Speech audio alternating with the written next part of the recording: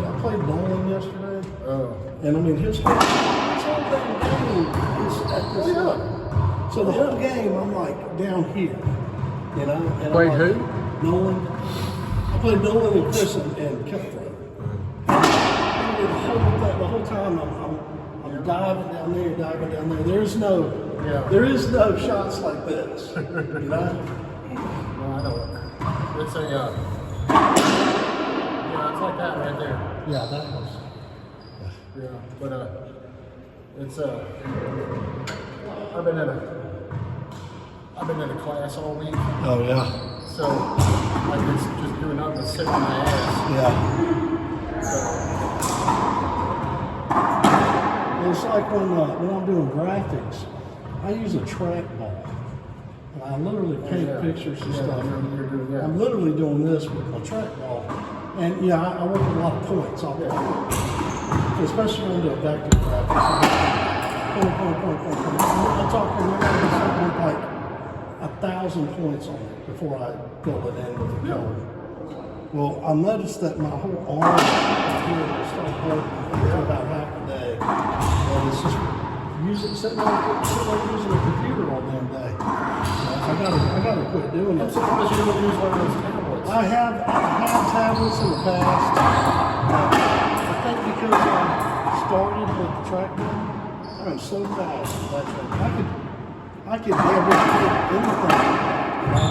Now, it's never as good as a real painting, don't get me wrong. No. Real painting, I don't know how you feel about all this AI stuff. Well, the AI stuff is in, Yeah. but Like that, we've had arguments. I've actually gone into a class too. They'll pull me into a couple of classes. And we pulled in my old art studio professor, Gary Chapman, who's a major badass. He's in like 20 metropolitan museum awards, you know? I mean, big time too. And the argument was, obviously, with this you can't the answer's flat out no. The answer's no. And I'm coming from I'm an art studio major.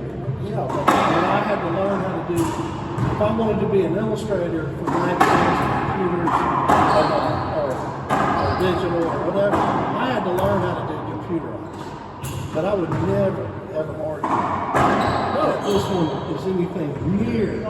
no, what it is high-speed copy. Yeah. It is blending. And, anything, until you get they're calling it AI, that's just not true from a real standpoint. But what it is it's a composite. Yeah. Is what it is. And you have to feed it input before you get out. You have to sit there.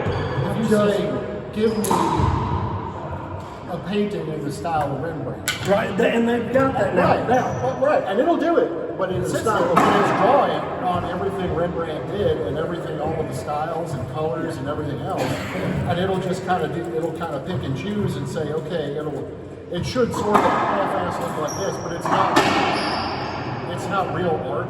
Yeah, and it's a composite. They're also talking about lawsuits. Oh yeah, because if I tell the computer, if I tell the computer that, let's see, what is this? If I tell the computer I was going to try to find this thing. Hold on. Yeah, it's still in progress. So let's say they ask for illustration of fish. yeah. Which I think because they'll ask for an illustration for fish, right? And I'll do something like this where I'll come in and I will draw the fish by hand. Right. Then I'll go in with that clipping tool and I'll clip them out. Now, this is all computerized back there. Yeah. And I actually colored, oh damn, this is screwing up. I actually colored the fish. These are layouts, but now that's a complete color. That's complete vision. That's me literally using that airbrush questionable. Yeah. Same with that. But I'm trying to find some that are. Well, it's kind of going to be lost on me right now because I don't have my glasses. Oh, okay. So like that's digital. I can see blogs. I got no clue what that I was is. going to try to show you. Well, I was going to try to show you. There's a difference between the digital and the. No, 1,000%. Digital can look slick. Yeah. And it can create a reaction in your brain. But they've done studies now where they put like whatever you call it on someone's brain and see if if it heats up. Where they have a digital versus a real life image. And every time, man, it lights up twice with the real life image. It's fascinating. So I don't know what they're gonna do with the digital. Well, I think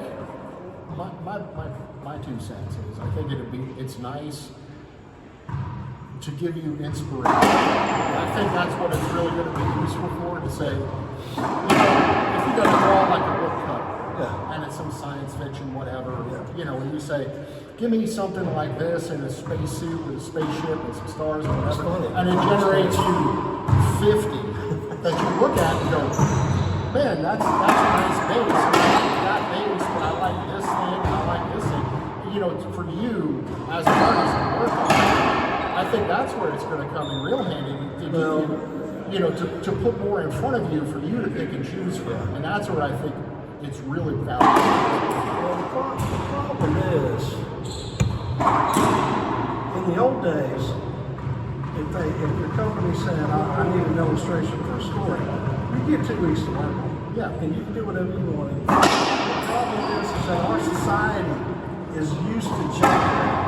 They're so okay. And that includes, by the way, that includes the story too. The story, the illustration, the photography. Most of the photographers were the first to get fired because everyone's got a smartphone. But I promise you, that smartphone still can't do what the photographer still wasn't doing the conceptual stuff. No, what got me was, several years ago, my wife took photography in school. Yeah. And she had, a regular, since it's back in the day, she had a 35 millimeter. No big shock there. And so that's what she learned of. And she kept saying, well, I kind of want a nice camera or whatever. And I kept going, how many megapixels on your phone? I mean, what the hell else you need? So, no, it's just not that. I'm like, oh, all right. So, so Christmas, when I get her this nice, Nikon DSLR, it's still digital, but, one of the big ones, with the lenses and all the shit. I got no idea how to use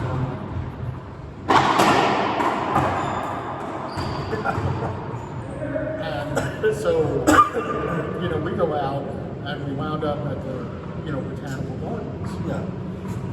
And she took the camera with her. She goes, so she says, go stand here. And I stand there. And she sets, she fiddles. She goes, all right, come stand here. I'm going to stand over there. And she took, she goes, hands me, she goes, take your phone, take a picture of it. Take this, take a picture of it. I said, all right. So we took it. We messed around the rest of the day. We got home. And she pulls up the picture I took with the big camera. Yeah. And I'm looking at it and I'm like, fuck, this is a lot better. And I'm like, Jesus, this is like tons better. Yeah. And so I'm like, man, if the camera makes that much difference, somebody who knows what they're doing makes it make that much, even more of a difference. And it's not about megapixels or technology. Right. It's like, I still, man, I never forget this one time. We were stuck. And, it's all, you can't replace creativity. And that's what's about to, people are about to lose it. And you know where you can if you look at the top 40 music, it's all auto-tune crap. don't get it wrong. We had a bunch of junk in the 80s as well. Well, yeah.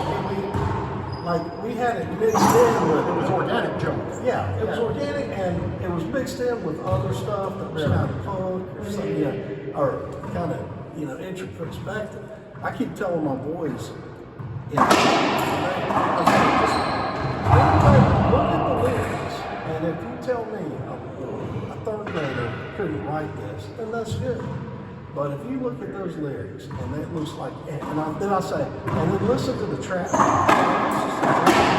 That's the same background and a computer. And I said, and by the way, the auto-tune is it makes a it's plastic sound. right. So this was actually part of our discussion when we were discussing with the class for the graphics. Now, someone that's been in graphics for 20 years on a computer can know how to get it down. I can add in brush strokes, and I will do it too. And people will say, well, it looks messed up. I was like, I'm trying to make it messed up. Right. I'm trying to mimic the painting. And I'm like, and so, and I was talking with Gary, and we were laughing because if you're a good graphic artist, you can trick people. Now, that being said, you're never, like I said, you're never ever going to get what a painting does for something, or a drawing, or a watercolor. I've done it all. But with the time constraints, my bosses don't want to do it. They want just barely get by. Acceptable for the issue. And our customers don't give a shit anymore, so we're not paying for it, you know? Yeah. So, it sucks that, and I'm about to, once I retire, I'm going back to straight painting all the time, or sculptures and stuff like that.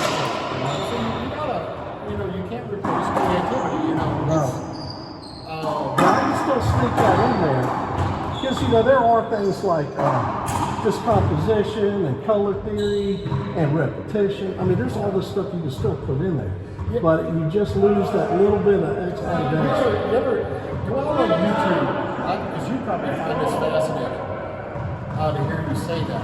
There's a video series called Art Restoration Guy. His last name is Baumgartner. Yeah. And he does like hardcore art restoration. Like Yeah. he'll have stuff from he'll have some paintings from like the 60s, some paintings from the 70s, some paintings from the 1600s. Yeah. And it's like he goes through when they come in, and then he goes through this whole process and he's like, okay, this is where I have to retouch, this is where I do this. And he's all about, this is, we're not trying to replace every single dot, but we're trying to do is trick your eye into looking past it. Yeah. And you sit there and go, okay, because this area right here, I have to retouch this whole thing. And I can make the color uniform, but then that's all you have. We need to fuck it up a little bit. Yeah. We need to leave some of these dots in here. We need to leave this tiny little tear so that your eye just goes right over it, and you don't know what I did. I mean, I seriously. I try to tell my classes whenever I used to teach some at UA, and I would go in there and I'd talk about flat color versus multicolor. And I was like, now if you're doing something flat color, you better do flat color all over the thing. Yeah. I don't want some multicolor or some pixelization here, or and then that's all you see. and I was like, this flat color is going to be horrible on there, And so I try to talk to them about little things like that, and there's things like positioning on the pages, and we all know which colors attract and which colors do best for sales. Blue is the big one for sales, only because people think it's clean, and it's funny. You'd be surprised. I've done. I probably have done. I'll bet you I've done 2,000 illustrations now over the last 20 years. I mean, just and they just keep coming. You'll recognize some of the same things all the way from even 20 years older. Certain artists will have telltale signs. People know my stuff automatically. People won't ever look at it, but you can tell. Like I like fog.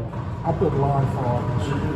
And it helps me because like I'm doing posters now for these movies, and I'm putting movies from like 1998 where the photos are just jacked, and I'm like, I'm supposed to fucking clean this up, and then I got to go in and I got to basically repaint over top of them on the computer. Then in order to hide some stuff, I I will bring that in and blur certain areas. But you're right, if you have a flat surface, it's screwed. People are going to look at it, it's going to look wrong. It's like, Computers do that too. yeah, oh, I know. Computers do it, and see, Oh, no. As recognition patterns go. Yes. Computers will pick up odd spots just as easy as oh yeah. Well, I always tell people I tell people like if they're trying to pull a color from a shirt or something, say they want to put a headline behind the person, they want to pick up something on the shirt. I'm like, don't just take that eyedropper and put it on there. Yeah. Take the thing, copy paste it, blur it, then put your eyedropper down. That's going to get a good representation because there could be a green dot. The color average is Right. And, but it's funny. But with this AI thing, they had a guy on TV this morning. You know, the AI people are saying they're going to try to put a referendum on any kind of progress on the AI stuff right now. But it kills me because in music, you can already hear it. It's fucking awful. They said I watched this guy named Beato all the time. He's out of Atlanta. And he's basically a music producer that's basically gone rogue. And he's like, dude, I can't do it anymore, But well, that's crap. I mean, the stuff these days is just junk. He went onto one of those AI systems and said, hey, write me a song in the style of Paul McCartney. All right? And now, the computer wrote the song. And I forget what it was. He played it, and it was horrible. Because but the problem is that our customers don't know the difference anymore. They're so used to the voice, computer voice, they don't even recognize the sound. Like I'm over there telling my boys, go listen to the Doobie Brothers. Oh, yeah. And you want to hear a fat bass, go listen to Long Train Running, right? Jackson Brown. Yeah, or Jackson Brown, shit. Listen to any one of them and you can hear the quality and the songwriting of Fleetwood Mac and Change. Well, the whole album, Rumors. Oh, yeah. I'm like, listen to the fat bass, man, Frampton Comes Alive. Oh yeah. And there you go. That's creativity right there. There's a acoustic version of him doing, what's that? Somebody's Halo moving, rats across the page. Yeah, what is that? Oh, Baby, I Love You. All right. But he's got an acoustic version. My kids got it on their playlist now. I'm like, there you go. Finally got some good shit out there. Yeah, we had a talk about imaging, like years ago. We were out, and it was an Air Force thing. And the digital imaging thing. This was 1991. Yeah. And it was this particular thing in a jet. And it was to do with night vision and what you were doing. Some parts of night vision, some parts of FLIR. You had a composite. Yeah. So that the pilot can look at this monitor and look at the ground. Yeah. And you could pick things out. Because so that you could, turn this little knob. And you could start with heat signatures, or you could pick out trees or inanimate objects if you wanted to prioritize and shit like that. Well, the problem was this damn thing will lock up every now and then. And since it was at night, it was pitch black. So a lot of times, if you were the lens would do nothing. Because there's nothing to show you. Yeah. The thing would lock up, they wouldn't know. The process would just be sitting there, just beating on it. And so we're sitting there going like this, and we're sitting there with the hardware guys, and I'm like, what the fuck do we do? Because, the system rebooted, like if it had to reboot, it was like under a second for it to reboot. So it was if you knew that you had to reboot, Right. So what the fuck do we do here? Because we don't know if this thing is, what the hell is it doing? And we're all scratching our heads, and the guy who was working with at the time, he was and I forget, we were talking just like bullshit over something, and it tweaked in his head, and he goes, I know how to fix this. Wow. He goes, just give me a few minutes. And we're like, a few goes and he starts banging on his software. And he goes, okay, it's fixed. I said, well, how the fuck do you do? And he goes, okay, all I did, he said, even when it's pitch black, we got little white dots coming up on the screen because of the Yeah, they're image still process. visible. Yeah. So he goes, all I'm doing is comparing this one to the previous one. And if they don't change in 5 Yeah, then you iterations, know you're locked I up. know it's locked up. So he goes, I did the same thing 5 times in a row. I just redid it. And we're like, that's fucking genius. And you know, and he's like, he rolls that out. That was flying in the Air Force for years. That hack was probably airborne for 10 years. It's like there was a thing one day, a buddy of mine installed the systems that controlled the production line of Hyundai. They have a whole big range of computers, and of course it's real time because everything knows where everything else is instantly. The funny part was that, you know, you start looking at it at the end of the day, there's only a set number of options you can do. So he said, look, if you order a car and the color is like, Not gonna be you know, it. let's just say the external color is brown, and you get leather seats with this sport package